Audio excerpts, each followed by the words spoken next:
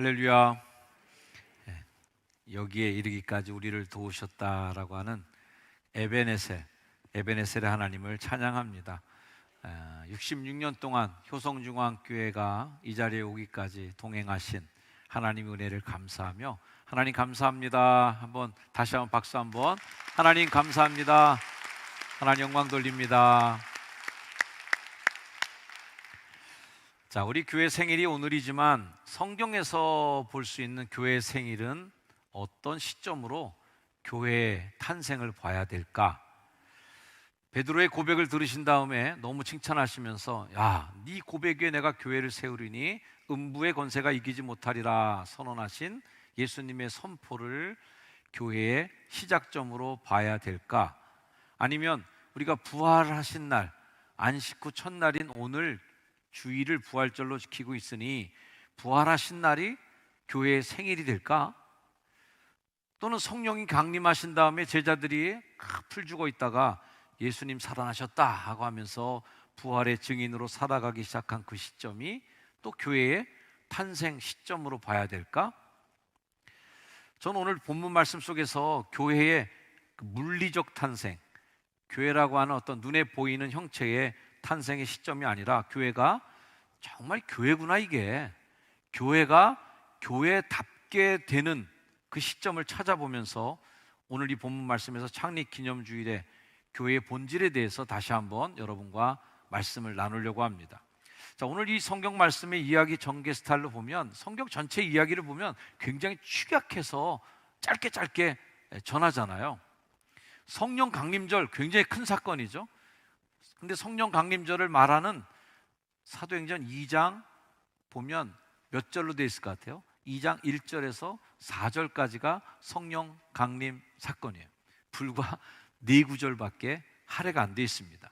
근데 오늘 우리가 관심 있게 들여다봐야 될 이 고넬료가 예수 믿는 사람이 된 이 이야기는 10장 1절에서 48절까지, 10장이 무려 48절이나 되어 있고요, 11장에도 또 그 얘기가 또 이어져요. 11장 1절에서 18절까지 총합하면 무려 66절이나 되는, 야, 이것도 하나님 은혜네. 보니까 창립 66주년 기념일에 66절이나 되는 그런 구절을 설교하게 되었네요. 이렇게 얘기하면 제가 이단이 되는 겁니다.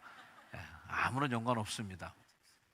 66절이나 되는 양을 할애해서 이 얘기를 하고 있는 거예요. 그만큼 이 사도행전을 기록한 저자인 누가는 오늘 본문에 담긴 사건에 대해서 굉장히 큰 의미를 부여한 거예요. 저도 이 누가의 생각에 100% 동의합니다. 그러면서 왜 고넬료 가정이 예수를 믿게 되는 이 이야기가 그토록 중요한가? 왜 이렇게 66절이나 되는 구절을 다 써서까지 이 얘기를 굳이 자세하게 하고 싶은 건가? 그리고 이 스토리에 대해서 제가 설교 제목을 붙인 대로 생명이 꿈틀대는 교회라고 제목을 붙이게 됐는지, 말씀을 통해서 우리가 하나님의 말씀을, 마음을 좀 알아보려고 합니다. 교회의 중요한 거는 방향성이에요. 우리 교인이 1000명 있으면 뭐합니까? 다 각각 다른 방향으로 노를 젓고 앉아있으면 이 교회는 그냥 멍텅구리배예요. 앞으로 한 발짝도 안 나가고 계속 뱅뱅 돌고 있는 거죠. 전진이 안 됩니다. 누가가 고넬료 가정의 구원 사건을 이렇게 많은 분량의 성경을 할애하고 강조하고 싶었던 이유는 교회가 이런 곳이다 라는 것을 보여주고 싶었기 때문이죠. 먼저 이 누가가 어떤 사람이냐라는 것을 알아보는 게 도움이 될 것 같아요. 누가복음을 누가 기록했죠? 좀 아재 개그 같은 질문이었습니다. 누가가 누가복음을 기록했어요. 사도행전도 누가가 기록했어요. 누가는 수리아 지역 안디옥 출신입니다. 이방인 지역이 됩니다. 오늘날 얘기하면 터키 쪽에서 온 사람이에요. 직업은 의사.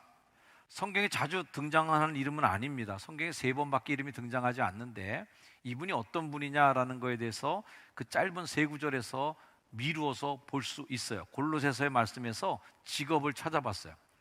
골로새 4장 14절, 사랑받는 의사 누가? 아, 이 양반이 의사구나 라고 알 수 있게 됐습니다.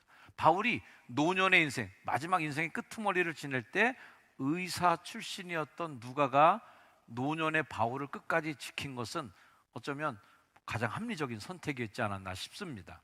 디모데후서 4장 11절 보면 누가만 나와 함께 있느니라. 다 이제 떠나고 외롭게 노년의 생활을 보낼 때 누가만 지키는 거예요. 그래서 가끔 보면 누가라는 이름을 붙인 병원 이름도 여러분 보실 수 있어요. 누가 의원 뭐 이런 거 있잖아요. 자, 누가는 예수님의 직계 제자는 아니에요. 오히려 누가는 성경의 수많은 성경의 저자들 중에서 유일하게 이방인 출신, 유대인이 아닌 사람으로 성경을 기록한 유일한 사람입니다. 자, 의사다 보니까 의사는 이과 출신이에요. 저는 문과 출신인데 이과와 문과는 기질적으로 많이 차이가 많이 납니다. 문과는 얘기할 때 두루뭉실 얘기해요. 아유, 하늘이 되게 맑다 이렇게 얘기하는데 이과는 다르게 얘기하죠. 오늘 공기 밀도는 몇 퍼센트고 먼지의 농도는 몇 점이기 때문에 오늘 하늘이 맑게 보이는 거야. 이렇게 이과들은 이야기합니다. 논리적이고 뭔가 정리를 해냅니다. 자, 이 이과 출신답게 예수님의 생전의 기록들을 아주 꼼꼼하게 기록을 잘 남겨두고요. 특히 누가복음에는 예수님이 고친 병자들 병명을 정확하게 팩트를 기록합니다. 의사니까. 그리고 이 교회가 어떻게 진행이 되어가야 하는지에 대해서 관심을 갖고 누가복음의 후속편으로 사도행전을 기록하는데 사도행전도 아주 정리를 잘 해놔서 지금까지도 사도행전이라고 하는 이 책이 없었다면 우리가 어디서 이런 성령의 기록과 교회의 탄생과 성장을 볼 수 있었을지 모르는 아주 위대한 책을 썼습니다. 자, 헬라인이었고 또 의사인 누가가 그 시대의 가장 지성인이었고 또 과학적인 시각으로 예수 그리스도의 운동을 지켜보고 있었는데 이런 전이해를 좀 갖고 있다면 이 헬라인 출신 누가가 고넬료 가정이 처음으로 예수를 믿게 된 이 사건을 그렇게 관심을 많이 갖고 기록한 이유를 조금은 이해가 될 것 같아요. 누가가 바라본 교회는 어떤 교회인가 하면 복음은 누구도 차별하지 않는다는 사실을 말하고 싶었습니다. 자, 같이 한번 읽어볼까요? 시작. 복음은 누구도 차별하지 않는다. 생명이 꿈틀대는 교회는 어떤 교회예요? 예수 그리스도의 심장, 하나님의 심장이 막 꿈틀거리는 것처럼 온 세상을 다 품으시는 그 뜨거운 그 사랑이 바로 생명이 꿈틀대는 교회고 하나님의 가슴인 줄 믿습니다. 온 인류를 다 품으신 그 사랑의 구원의 날개 그늘 아래 모든 사람이 다 피해 들어오는 걸 하나님 바라고 계세요. 이 말씀도 한번 같이 읽어볼까요? 시작. 복음은 시작. 복음은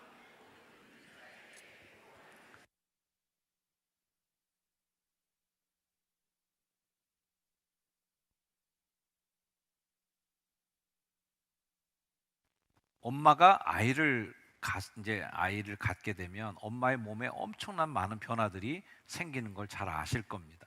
즉 생명이 속에서 꿈틀거리면 엄마의 몸도 막 변하는 거죠.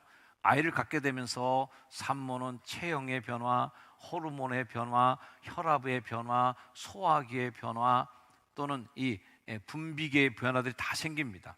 흔히 우리가 주위에서 보는 것처럼 멀쩡하던 음식도 막 구역질 내면서 먹지 못하는 경우도 있게 되고요. 또 평상시에 전혀 입에도 안 댔던 그거 먹고 싶다고 아닌 밤중에 갑자기 먹고 싶다 그래서 남편들이 뛰어나가서 구하는 이런 사례들도 생기는 일이 엉뚱한 일이 생기는 게 이 산모가 갖고 있는 변화예요.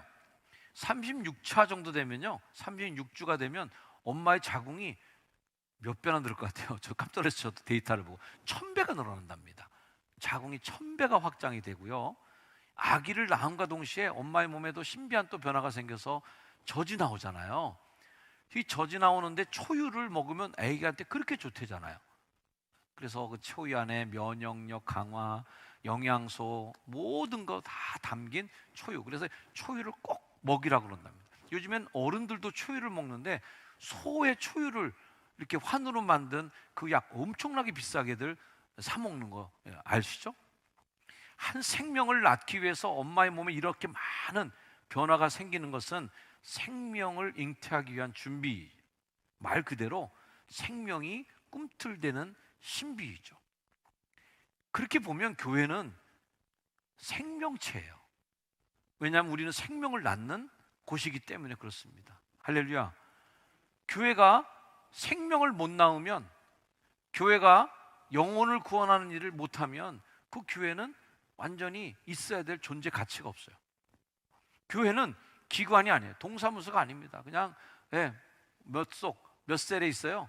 증명서 떼주는 기관이 아닙니다. 세례증서 떼어주고 기부금 영수증 떼어주는 그 교회가 그런 데가 아닙니다. 인간들이 조직해놓은 협의체도 아니고 교회는 그 살아있는 그 세포 그 자체란 말이죠. 제가 좋아하는 에베소의 구절, 교회를 설명하는 구절입니다. 자, 한번 읽어볼까요? 시작. 그의 안에서 건물마다 서로 연결하여 주 안에서 성전이 되어가고 너희도 성령 안에서 하나님이 거하실 처소가 되기 위하여 그리스도 예수 안에서 함께 지어져 가느니라. 제가 좋아하는 성경 구절 중에 포인트, 되어가고 지어져 가느니라. 이게 뭐예요? 지금 아직 짓고 있다는 거예요. 아직 되고 있는 중이라는 거예요. 교회는 예수님이 다시 오시는 그날까지 계속 지어져 가고 계속 성장해 가고 계속 문화와 지역사회, 사람들의 영적인 상황을 보면서 계속 변화를 일으키면서 생명을 잉태하는 일을, 꿈틀대는 일을 계속하는 거죠. 교회는 정체되어 있으면 안 돼요. 교회는 완성체로 있으면 안 돼요. 우린 다 끝냈어. 그렇게 굳어 있으면 안 된다는 거죠. 주님이 오시는 그날까지 계속 되어가고 지어져 가고 생명체처럼 살아 움직이는 조직이 교회라는 거예요. 그래서 교회를 그리스도의 몸 이렇게 부르는 겁니다. 그리스도의 조직이 아니에요. 그냥 몸 그 자체예요. 에베소 1장 23절, 교회는 그의 몸이니. 할렐루야. 자, 죽은 교회는 그럼 어떤 교회일까? 굳은 교회예요. 생명이 떠나가면 나타나는 처음 현상이 뭡니까? 몸이 굳는 겁니다. 그래서 딱 운명하시면 손발을 똑바로 이렇게 해놔야 됩니다. 굳기 전에. 그래야 수의라도 입혀드리지, 만일 돌아가신 상태에서 일으킨 상태에서 가만히 놔두면, 이렇게 딱 굳어 있으면요 수의도 못 입혀요. 굳는 거예요. 시체, 송장, 죽은 나무 다 딱딱하게 굳어버립니다. 성경은 많은 곳에서 굳어지지 말아라 라고 얘기합니다. 에스겔 30장에 보면 새 영을 너희 속에 두고 새 마음을 주어. 왜 그래요? 굳은 마음을 제어하려고, 부드러운 마음을 주려고 성령님이 그런 일을 우리를 통해 하시겠다는 거예요. 에베소의 말씀은 거꾸로 된 말씀도 나오고요. 자, 총명이 어두워졌어요. 무지함이 있어. 그리고 마음이 굳어졌어요. 그럼 어떻게 돼요? 생명에서 떠나는 거예요. 하나님의 생명이 떠나는 거예요. 성령이 떠난 사람의 특징이 뭐예요? 굳어지는 거예요. 생각이 굳어져. 고정돼 버려. 그래서 고집이 씌어져. 남의 말 안 들어. 이런 굳어지는 현상이 있을 때 성령이 떠난 거예요. 교회는 유연한 게 성령이 움직이는 교회. 유연하게 대처하고 유연하게 받아들이고 유연하게 뚫고 나가요. 결국 하나님의 생명에서 떠나는 것이 죽음인데, 굳은 교회는 죽은 교회고, 죽은 교회는 그 교인들이 다 지옥으로 향하는 겁니다. 우리 교회는 살아서 꿈틀대는 교회로 하나님께서 쓰실 줄로 믿습니다. 옆에 분에게 인사해 주세요. 당신은 살아있는 성도입니다. 다시 한번 인사해 보세요. 고집 피우지 마세요.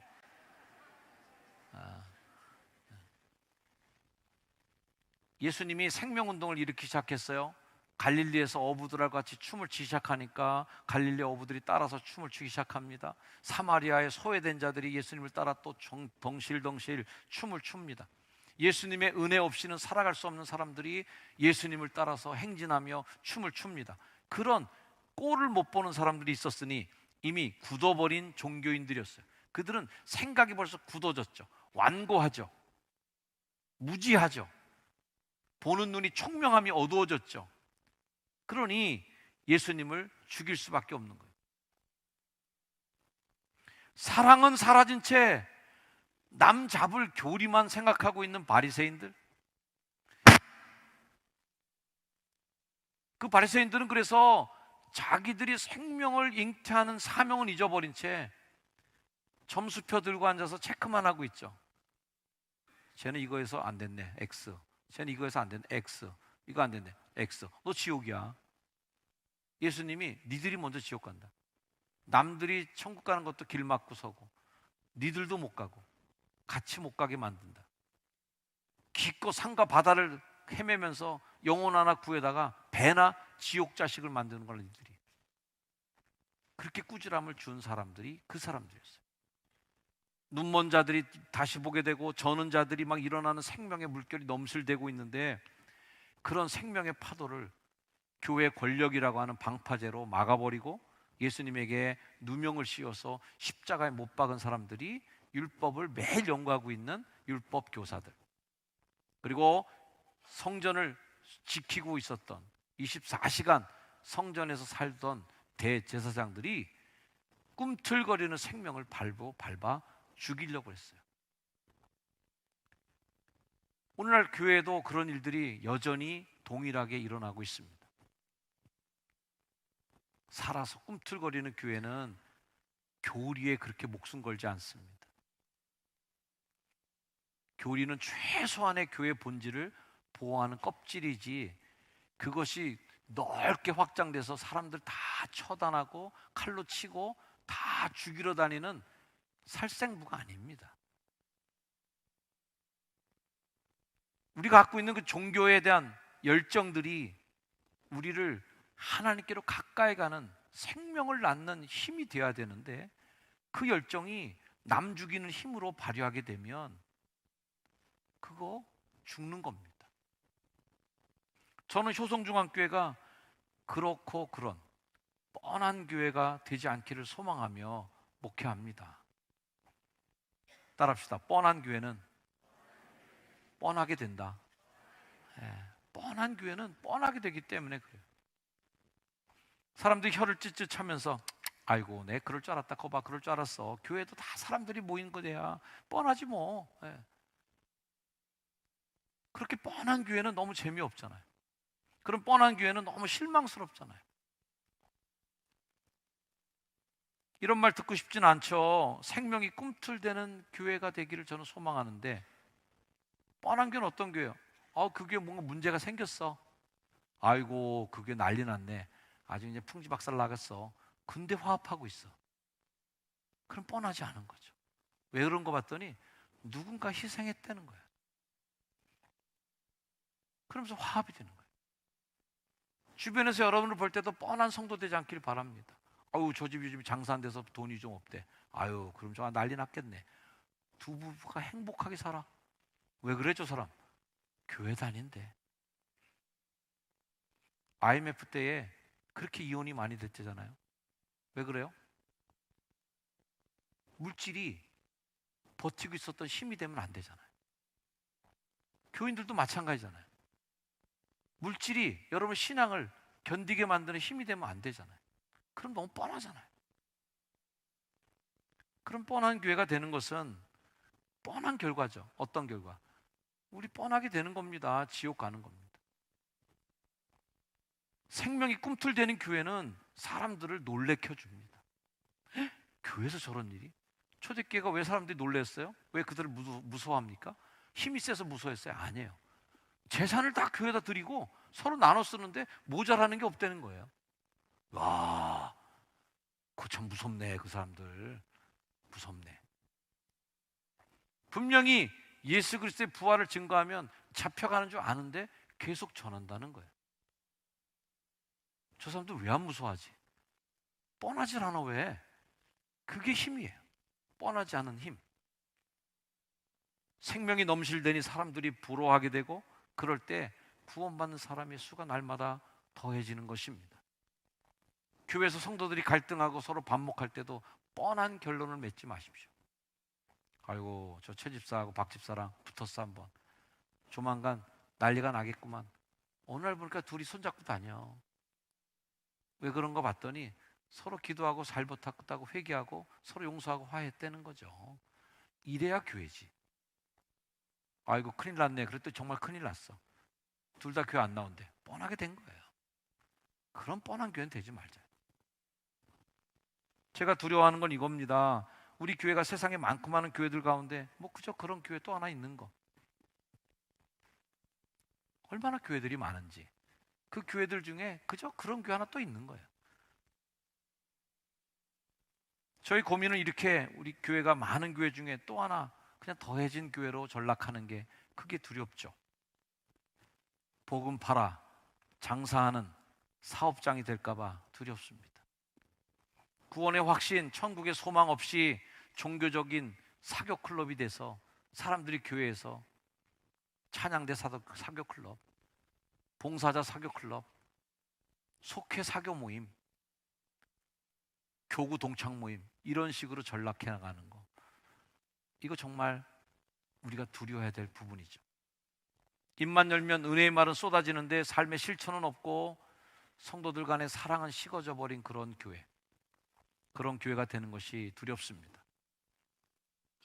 인간에 대한 예우, 인간에 대한 예절, 인간에 대한 사랑은 식어버린 채 교리만 시퍼렇게 살아서 교리의 칼날로 사람들을 정죄하는 그런 교회는 반기독교적인 교회입니다.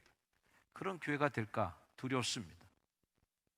오직 이 성경만이 옳고 그름의 기준이 되고 이 성경이 판단의 기준이 되어야 되는데 성경보다 이데올로기가 판단의 기준이 되어서 정치 종교가 되고, 그래서 그것으로 신앙인의 이름으로 차별하고 신앙인의 이름으로 혐오하는 바리새적인 교회가 되는 것이 두려운 것입니다. 요한웨슬리 목사님도 그런 두려움을 가졌습니다. 요한웨슬리 목사님 뭘 걱정했는지 한번 읽어볼까요? 시작. 나는 감리교회가 사라지는 것은 두렵지 않다. 단지 감리교회 정신이 사라지는 것이 두려울 뿐이다. 나는 감리교회가 능력 없는 형식적 종교만 남게 될 것을 염려한다. 교회의 건물은 유지되는데, 교회의 성도들 숫자는 유지가 되는데 교회의 정신은 없는 그 교회, 그런 교회가 되는 것이 두려운 거죠. 오늘 이 고넬료의 이 사례는 교회가 어떤 교회가 되어야 될지에 대해서 우리에게 아주 긴 장문으로 말해주는 것입니다. 여기서 보는 핵심은 뭐예요? 하나님이 막 사용하기 좋은 교회였다는 것입니다. 고넬료의 집에 가기 전에 베드로에게 큰 시험이 듭니다. 꿈에서 3번 먹지 말아야 될 음식을 먹으라고 시험이 옵니다. 유대교의 교리, 철석같이 믿었던 유대인이 지켜야 될 규율을 어기라고 하나님이 압박하는 겁니다. 절대 못 먹는다고 3번 거절했을 때 하나님 말씀하셨죠? 하나님께서 깨끗하게 하신 것을 네가 속되다 하지 말라. 하나님이 이미 사랑하기로 결정해 놓은 사람을 왜 네가 판단하고 넌 안 돼 라고 얘기하느냐는 말이죠. 하나님이 살려내기로 작정한 영혼인데 왜 그 영혼을 교회가 살려내지 않냐는 거예요. 하나님이 깨끗하게 했는데 네가 왜 속되다고 그래? 우리는 내 자존심, 내 생각이 시퍼렇게 살아있는 사람들이 되면 안 된다. 정말 주님이 이 시대에 살아 꿈틀거리는 교회는 어떤 교회예요? 막 쓰기 좋은 교회죠. 베드로는 생각을 꺾고 고넬료 집에 가는데 이게 베드로의 위대한 점입니다.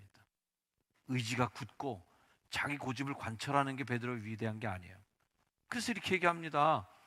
고넬료 집에 가서 나 유대인인데요, 유대인으로서 이방인과 교제하며 가까이 하는 것이 위법인 줄 당신들도 잘 알죠? 위법을 저지르고 왔어요. 지금 평생 유대교의 율법대로 살아왔던 그가 그 고집을 꺾고 왔어요. 그러면서 하나님께서 내게 지시하다, 아무도 속되다거나 깨끗하지 않다 하지 말아라. 이방인을 벌레만도 못한 것으로 보고 상종도 안 했는데 너 그러지 마 라고 얘기했다는 거예요. 그래서 부름을 사양하지 않고 내가 왔어요. 이거요. 부름을 사양하지 않고 내가 왔습니다. 하나님이 막 부리시는 거죠. 그러면서 왜 여기 왔는지도 모르고 왔어. 무슨 일로 나를 불렀어요? 라고 물어보는 거예요.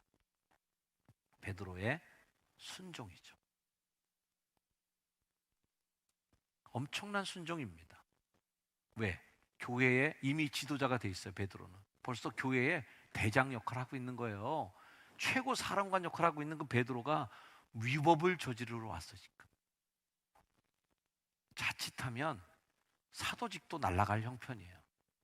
자칫하면 유대교인으로서 방출당할 위험도 있는 거예요. 온갖 기독교인들이, 초대교회 교인들이 베드로가 뭐 하는 짓이냐고, 왜 이방인 집에 가서 그거 발 담그고 앉아있냐고, 너는 우리 지도자의 자격이 없어 라고 탄핵받을 수도 있는 일이에요.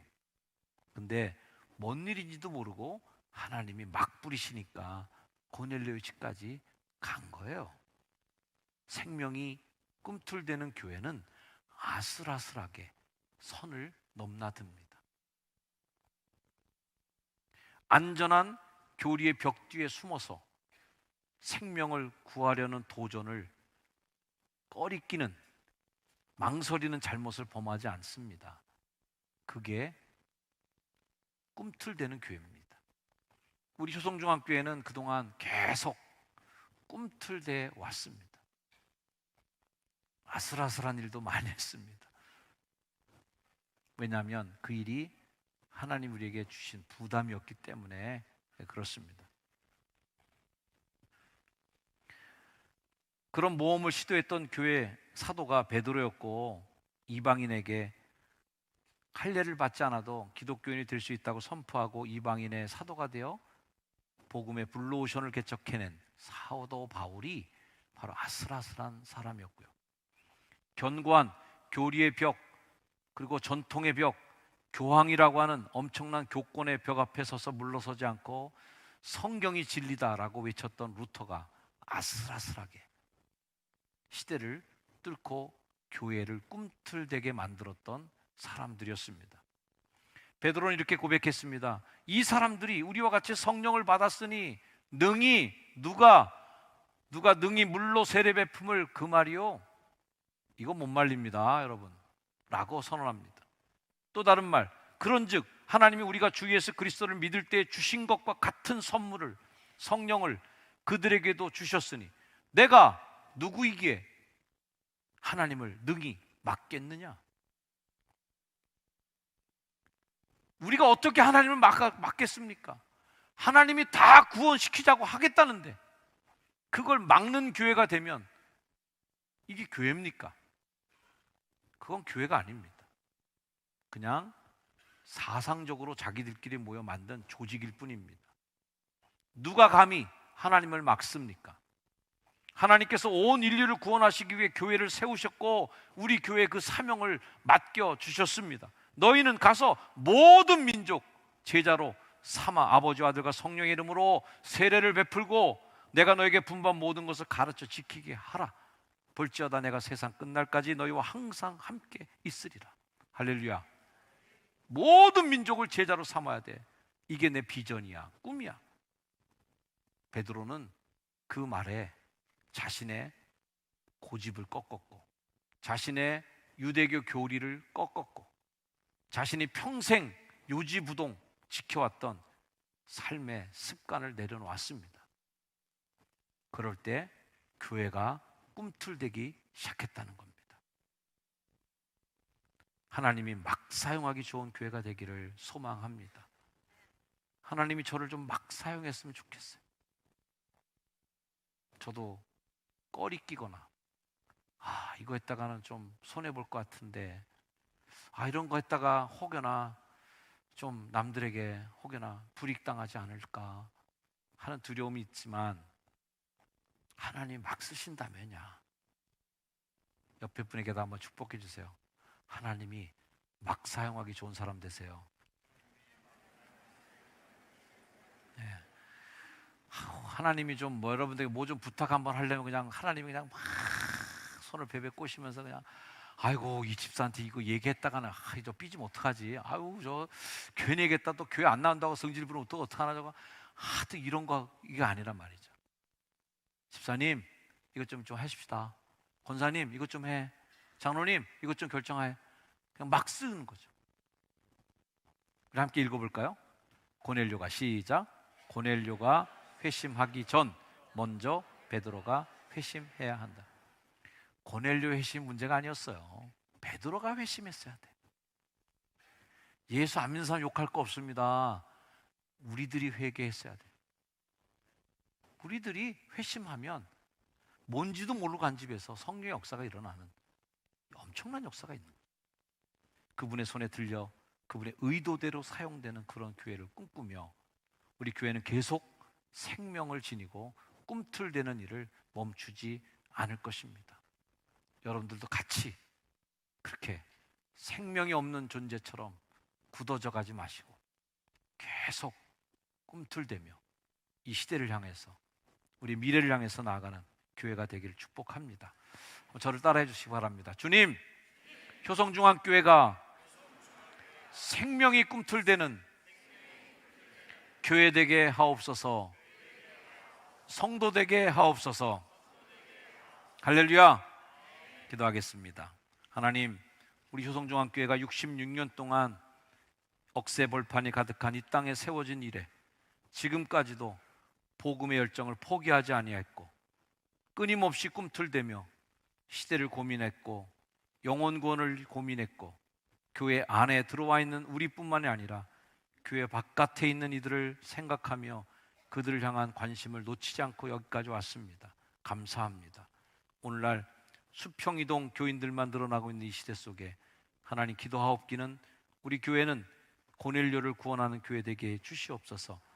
다 포기하고 넌 안 되라고 했던 고넬료를 찾아갔던 베드로처럼 우리들의 교리를 깨고 우리들의 자존심을 꺾고 우리들의 습관을 내려놓고 고넬료의 가정을 방문하여 그들에게 성령이 임하는 기적을 보는 그런 놀라운 생명을 낳는 기쁨, 생명을 잉태하는 기쁨을 우리 교회에 허락하여 주시옵소서. 예수님의 이름으로 간절히 기도드립니다. 아멘. 자리에 일어나셔서 결단 찬양 찬양하시겠습니다.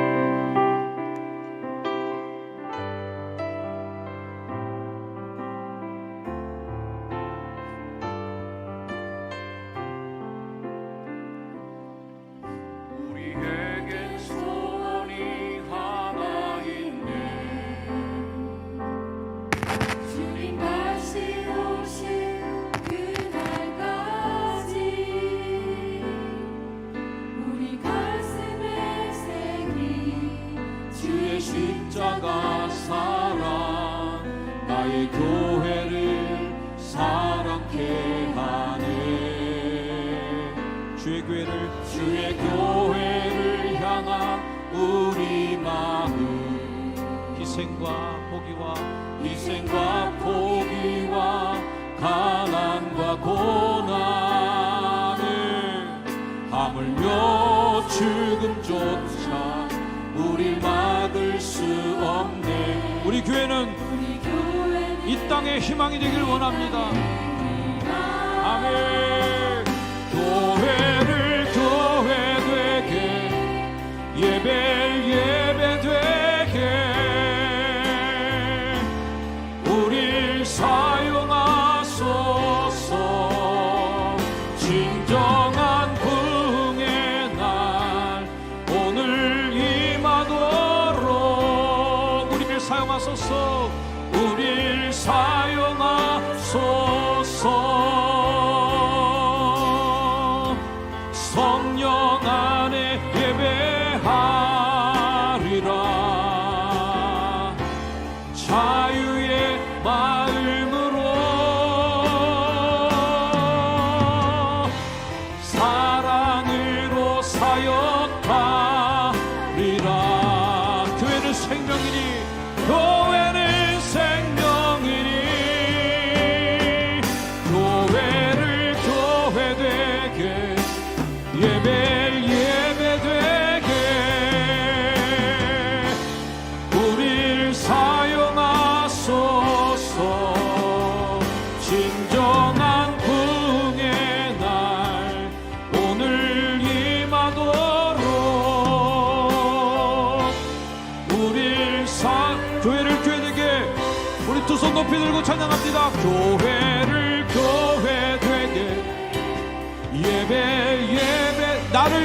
사용하소서. 나를 사용하소서. 진정한 부흥의 날 오늘 임하도록 나를 사용하소서. 나를 사용하소서. 나를 사용하소서. 나를 사용하소서. 나를 사용하소서. 나를 사용하소서.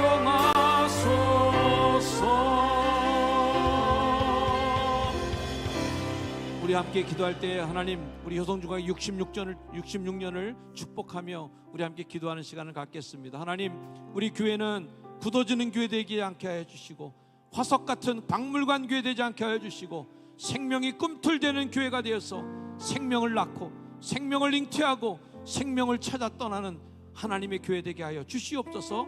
우리 주여 한번 부르짖고 함께 힘차게 합심하여 교회를 축복하며 여러분 자신을 축복하며 기도하겠습니다.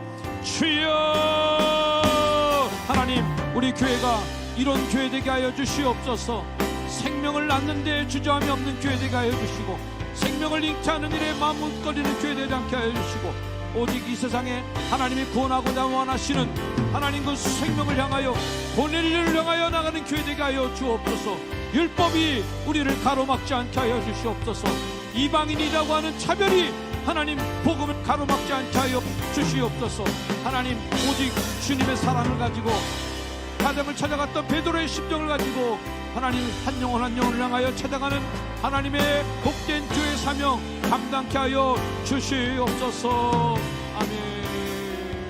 하나님, 그런 교회 되게 하여 주시옵소서. 아멘.